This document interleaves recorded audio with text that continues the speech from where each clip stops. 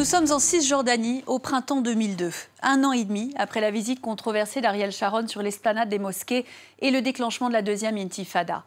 Déjà, le soulèvement palestinien a fait 1442 morts et les dernières semaines ont été particulièrement meurtrières.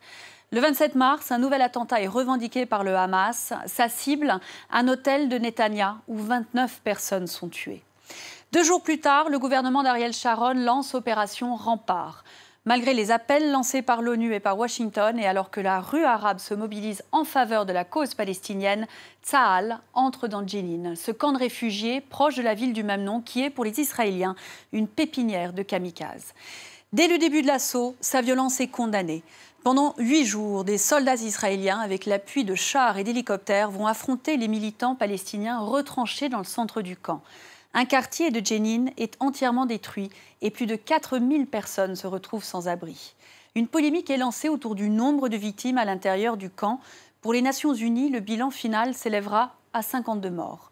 Nos correspondants sont retournés à Jenin, ce camp de réfugiés devenu symbole de la résistance palestinienne.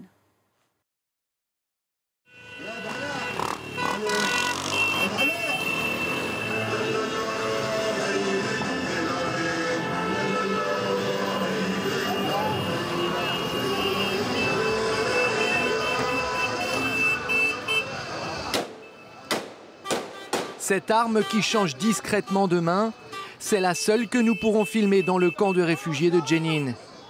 Les autres sont légion, mais elles sont cachées, selon certains des locaux qui accueillent leur ami. Après 1 an et demi derrière les barreaux d'une prison israélienne, il est de retour. Ceux qui continuent de tirer en l'air ne veulent pas être filmés.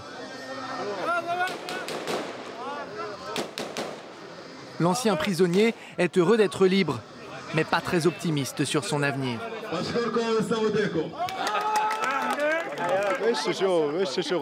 Il n'y a pas de travail, pas de futur.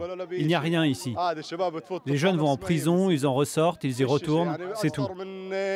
De tous ceux qui étaient emprisonnés avec moi, une trentaine en tout, aucun n'a de travail. Il y a 13 ans, l'armée israélienne a déclenché l'opération Rempart pour mettre fin aux attentats palestiniens. La bataille de Jenin a ravagé des pans entiers de la ville. Les maisons bombardées ou aplaties ont été reconstruites, mais le camp est encore loin d'être pacifié.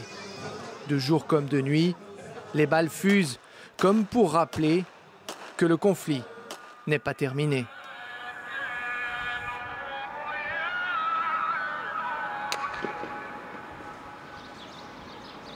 Nidal al-Shalabi a 21 ans. Jenin, il y a passé toute sa vie. Il vient d'avoir un fils qu'il a appelé Souhaib. Souhaib, si Dieu le veut, il étudiera, il grandira et il décidera de son futur. Le jeune père de famille n'a qu'une seule photo dans le salon, un cliché de lui avec son meilleur ami, le fils d'un cadre du Hamas. C'est Hamza Abu el-Hidja. Il est tombé en martyr dans le camp. Qu'est-ce qu'il s'est passé? Il était recherché par les Israéliens. La première fois qu'ils sont venus pour lui, ils ont tué son ami de la famille Al-Saadi. Ils sont revenus et là, ils l'ont eu.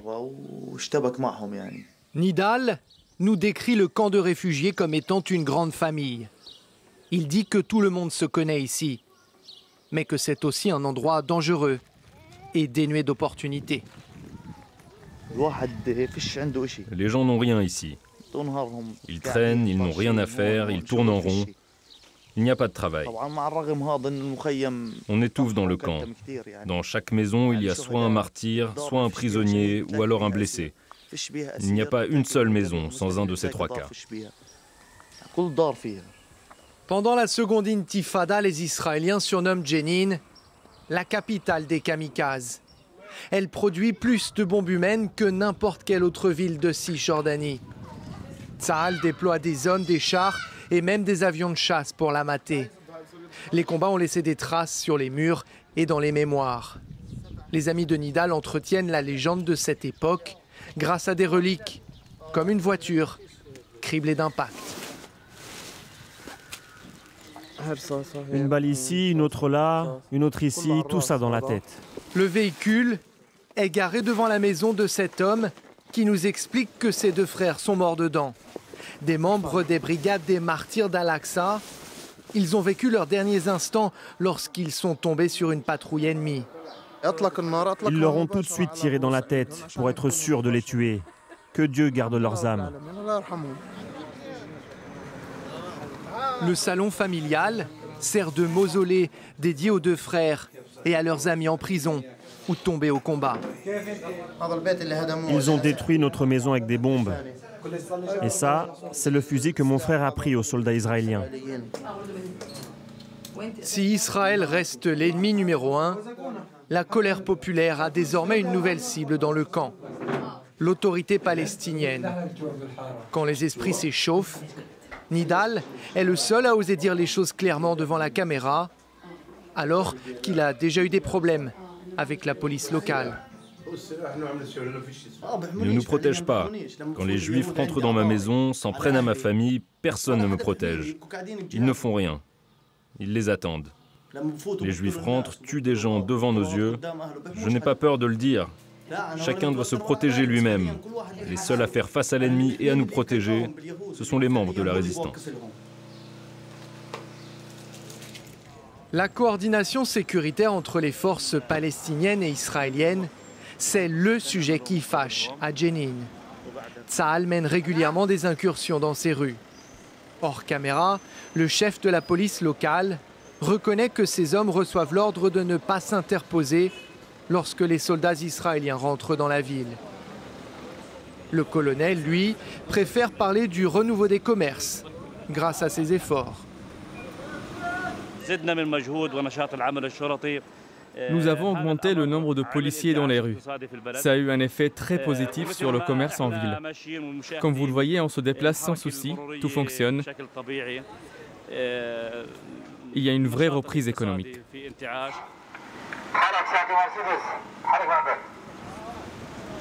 Le colonel veut également nous montrer que lui et ses hommes sont les bienvenus dans les allées du camp. Il a tout de même pris le soin de se déplacer sous bonne escorte. Les éléments turbulents sont poliment écartés par les collègues en armes. Le message à faire passer est clair, tout est stable et le patron ici, c'est lui.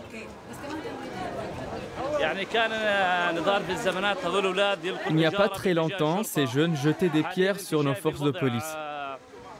Aujourd'hui, comme vous le voyez, tout se passe bien entre la police et les habitants du camp.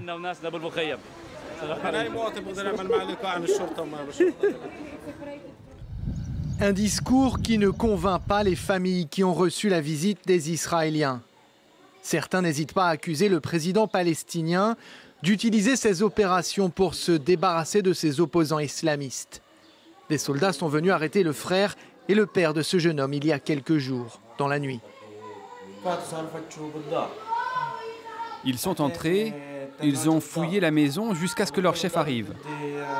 Il a dit « Je veux Saleh Abouzeïn et son fils Riyad. Habillez-vous et venez avec nous. » Ils les ont pris tous les deux. Avec la coordination sécuritaire, quand les Israéliens arrivent, les Palestiniens se retirent. Les Israéliens ne rentrent qu'une fois que les Palestiniens sont partis. Quand les Juifs ont fini, le lendemain matin, les Palestiniens viennent et ils arrêtent des gens à leur tour.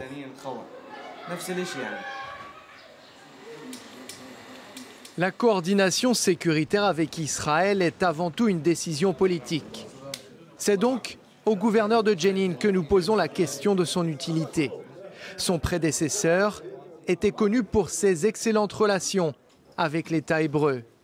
Il est décédé après que des Palestiniens armés ont attaqué sa maison pour venger la mort de l'un des leurs. Les Palestiniens sont un pauvre peuple opprimé. Ils ne comprennent pas ce qu'est la coordination sécuritaire et notre implication dans celle-ci. Nous ne le faisons pas pour servir à la sécurité du peuple israélien. Nous assurons la coordination sécuritaire pour qu'un malade puisse voyager. Nous coordonnons pour faciliter le passage d'un checkpoint pour raisons commerciales ou pour ramener le corps d'un défunt.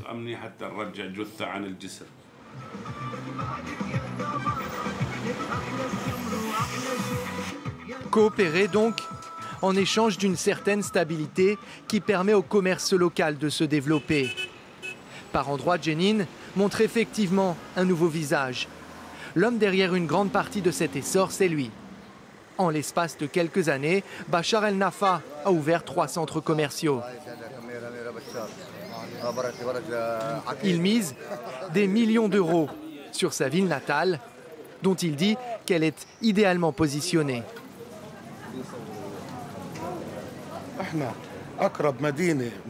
Nous sommes la ville du Nord la plus proche de la ligne verte qui nous sépare d'Israël.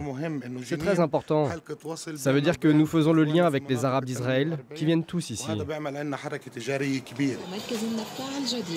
Un endroit pour flâner où les commerçants sont fiers de proposer des marques internationales à leurs clients. L'homme d'affaires est enthousiaste, mais il reste lucide sur la fragilité de cette évolution. Là, vous voyez la partie prospère de Jenin.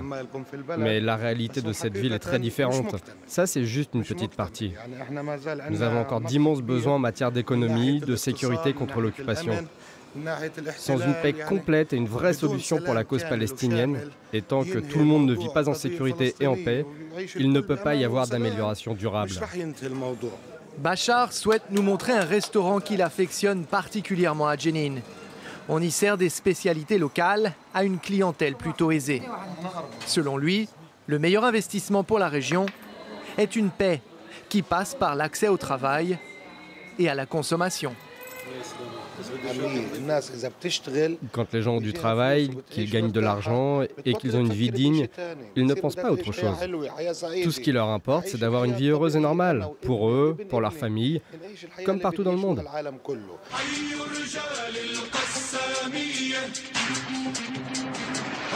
Look branché et musique du Hamas en boucle, c'est cela aussi le visage du Jenin d'aujourd'hui. Nidal a bien accès à une certaine consommation, mais elle ne l'apaise pas pour autant. En fin de journée, lui et ses amis vont rendre visite aux tombes de leurs proches. C'est le cimetière des martyrs. Tous ceux qui ont été tués par les Israéliens sont enterrés ici. Le lieu raconte l'histoire du camp, mais son présent aussi. Ceux-là, ils sont morts en 2014.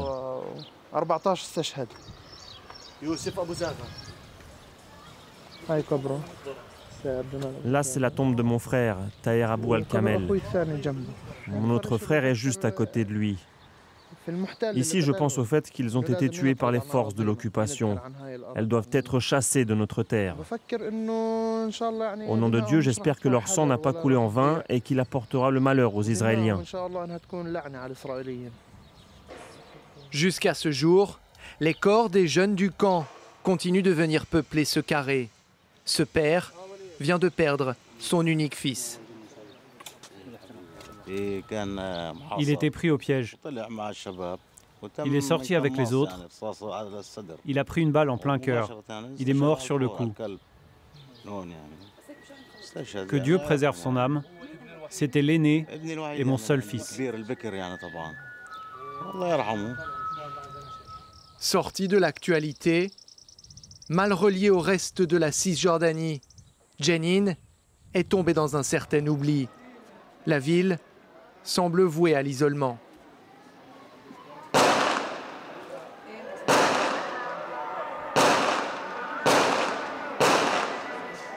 Que tu aies des rêves ou non, ça ne change rien. Celui qui naît à Jenin y restera toute sa vie. Il n'y a aucun moyen d'en sortir. Partout où tu vas, tu trouves les soldats, les checkpoints, c'est interdit de passer. La vie est dure ici. Le lendemain matin, aux abords du camp, nous tombons sur ce groupe de locaux. L'information s'est vite répandue. Une unité de Tsahal mène une incursion tout près d'ici. Au détour d'un bâtiment, les soldats de l'État hébreu finissent par apparaître. Ces confrontations parfois fatales, ces jeunes affirment en riant qu'elles sont la seule source de distraction à Jenin.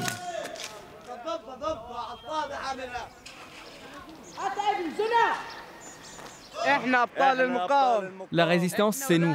Nous, les enfants de la rue. Et ces incursions, ça arrive souvent? Tous les jours, ils viennent nous pourrir la vie. Ils veulent nous empêcher de vivre. Ces adolescents sont à peine nés à l'époque de l'opération Rempart.